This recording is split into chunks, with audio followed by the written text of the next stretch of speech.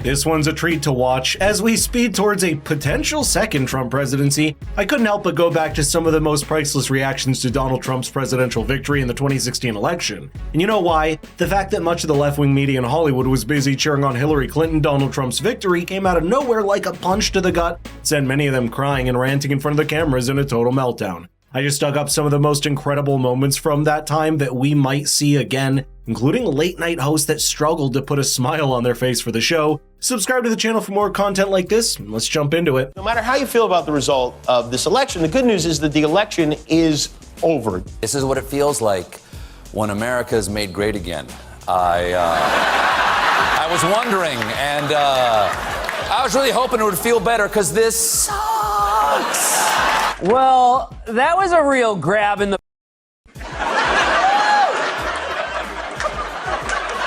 And I'm sorry to use foul language like that, but last I checked, the Electoral College seems to be fine with it. If you're like me, the implications of this have been hitting you in waves. 1 minute you're numb, and the next minute you realise that Donald Trump, this man, will soon have access to the nuclear codes. And then maybe you get distracted by daily life until it hits you again. Oh, our future president was supported by a former Grand Wizard of the Klan, and 60 million people voted for him despite that. And that's exactly why these TV hosts proved every time why Americans are increasingly getting tired of their political lecturing in late-night shows. It's not just people like John Oliver, but even Jon Stewart and Jimmy Kimmel that apparently refuse to give up the explicitly partisan and ill-informed takes that infused their comedy even all the way back in 2016. And it wasn't just impressive anymore, which is why revisiting their reaction gives you a glimpse into what we may see again. Jimmy Kimmel in particular has made somewhat of a brand out of making Donald Trump a subject of his comedy, occasionally resulting in friction with the former president himself. Even hosts like Jimmy Fallon looked a lot more somber on that November night in 2016. Just take a look at this. Thank you so much, everybody. Guys, I know today has been a crazy day.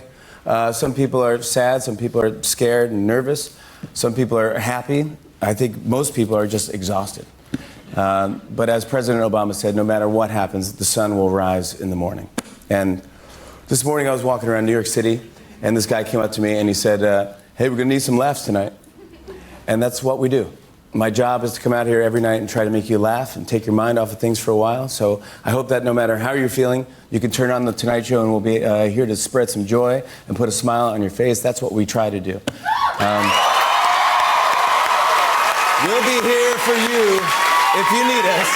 And I'm so thankful that you're there for us, too. Thank you so much. What's interesting is that the spectacle of national elections at the time resulted in a great divide opening up, and 2016 was a time when hosts and even Hollywood celebrities told everyone exactly where they stood.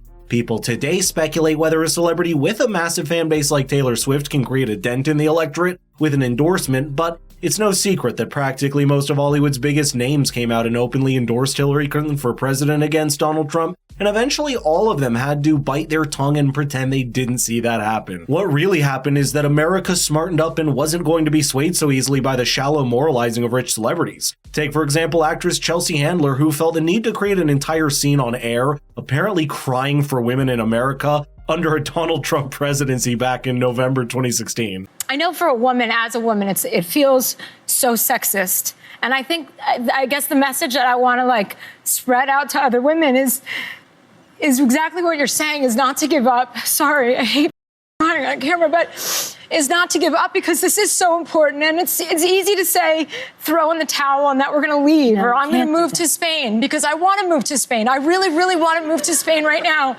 And everyone in my office is like, you have a responsibility, you have a voice, and you need to use it, and you have to be here. At the time, America was coming out of 8 years of the Obama presidency, and perhaps a lot of people weren't mentally prepared for a political shift like this. But now that they've got the contrast of the last two presidencies, as well as events like the pandemic that resulted in a pretty big political awakening, people just aren't as swayed by a display of emotions that only come across as self-serving. And speaking of crying, I'd be doing this video injustice if I didn't show you this timeless reaction of a woman in protest, crying and screaming at the top of her lungs as Donald Trump delivered his victory speech, and is now a very popular meme.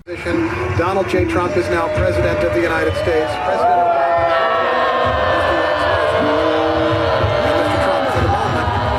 What a great honor to be able to introduce for the first time ever anywhere the 45th President of the United States of America, Donald. Tap on the shoulder. You adjust the microphone as you told, man. For their gracious aid.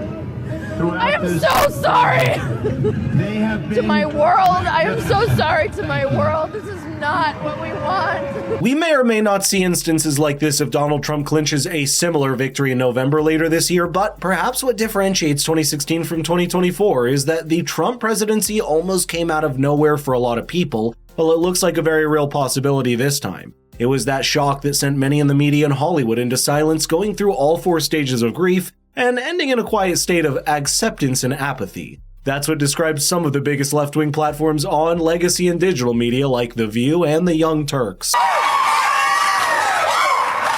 Wow, what'd y'all do last night? A lot of people didn't see this coming. Yeah, it's being called the most shocking upset in the history of presidential politics. It was a rough night for everybody, I think. We're worried. The people are worried. Okay, he's the president. Now what? We're watching you, okay?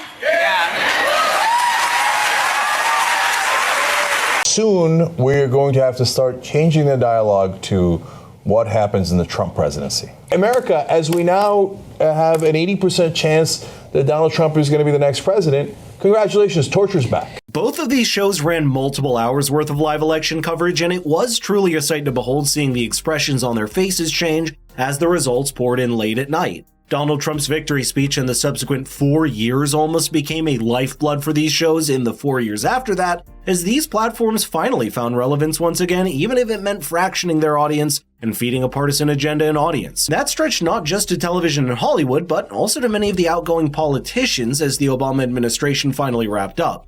After saying that he believed Trump could never be president, Barack Obama at least displayed grace in his final speech and called on everyone to accept the workings of democracy. I'll leave it to you to speculate on how this whole race is going to go. I continue to believe Mr. Trump will not be president. The people have spoken. Donald Trump will be the next president, the 45th president of the United States. And it will be up to him to set up a team that he thinks will serve him well and reflect his policies.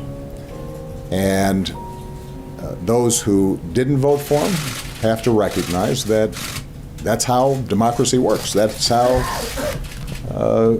this system operates. It's truly intriguing to revisit all these reactions and then realize that these people are still here while their same old script isn't working anymore. That means we'll have to see what they come up with now and to compare their reactions then to a potential second Trump presidency in November. However the election turns out, the few months around it will certainly reveal where a lot of the people in media, Hollywood, and politics really stand.